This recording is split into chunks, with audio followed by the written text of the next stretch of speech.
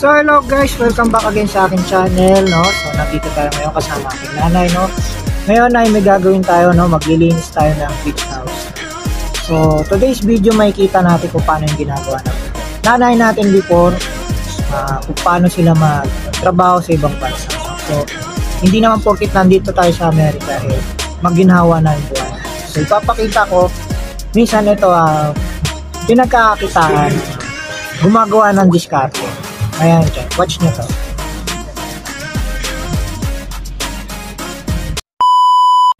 So alright, nandito tayo ngayon sa loob ng beach house, no? So ito yung nilinis namin before, pero na hindi ko na ipalabas. So nandun yung nanay ko, ako paakyat para magwalis.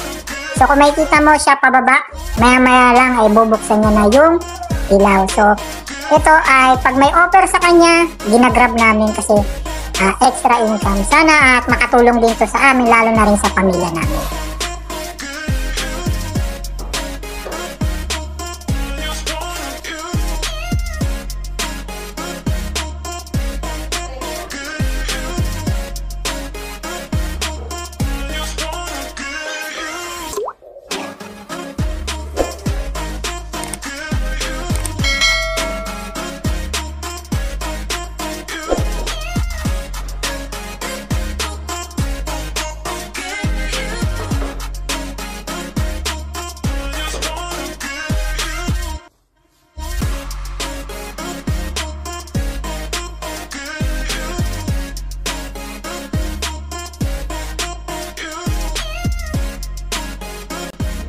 So siya ang aking nanay, ang ating magiting na ina, lalong-lalo na sa mga nanay dyan at nanay pa ng OFW dyan.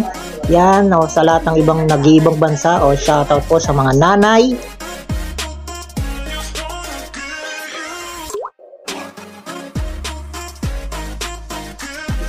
So ito naman ako ay nagba-vacuum ng flooring. So dusting, vacuum at sa mga salamin ako nakatoka, no? So kaya may kanya-kanya kaming toka ng nanay ko. Yan vacuum pa.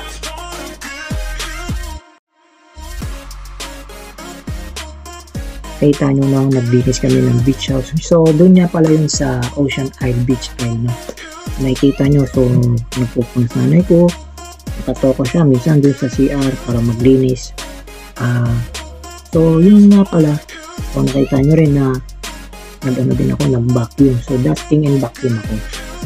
So dito sa akin lang naman, kung nandito ka naman sa amin, marami naman din trabaho kasi depende sa lugar ng deployment kung paano yung gagawin nila. Minsan kasi nagkakat sila ng oras. So kaya pag walang ginagawa si mama, si mother, ganun na lang ginagawa niya. Pag may click, may offer, maglilinis siya. So ganun lang, no? Gusto nagsasabi na maganda rin ang buhay dito. Oo, opportunity na maganda makapunta rito. Mahirap nga lang. Siyempre, marami ka rin pagdadaanan. Siyempre, hindi naman porkit nandito ka, magaan na buhay mo. Kailangan mo rin dumiskarte kasi yung presyo kasi before, siyempre, hindi rin nagkakalayo yung sa Pilipinas at hindi ito reality. Mahal din ang cost of living. So yun, kung makikita nyo, naglinis kami ng bahay, no? Ngayon umaga kasi yung doon, gabi yun.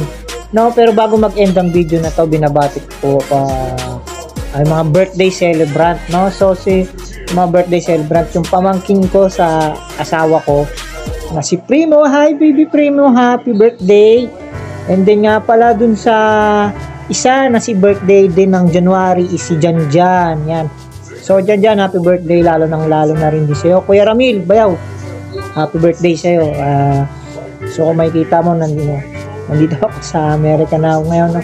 So, binabati ko kayo no, ng birthday celebrant, yung mga birthday celebrant ng January. Shoutout po sa inyong lahat, lalo sa mga binati ko. No?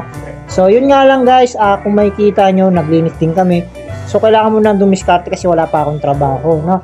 So, nagsasabing na doon, ano ka na rito, masagana yung buhay mo. Masagana kung masipag ka. Yan.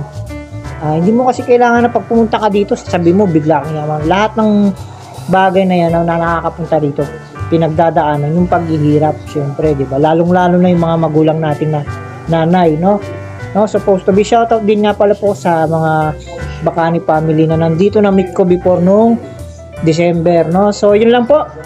So, sana nakapag-enjoy kayo, panood, no? So, ito ay medyo vlog to ng experience ko ngayon dito ngayon, no? So, sana kapagbigay rin ako ng saya at konting halubilo na yun lang, gala. Hindi kami yung gumagala kasi dito eh. Kasi ito yung area namin is okay siya, tahimik, maayos, hindi siya magulo. So, yun lang. So, ganun lang po. Pa-like and subscribe sa aking channel. Ako nga pala to, si Alden Bacani, ang JL.Inakablog, ang buhay sa Amerika.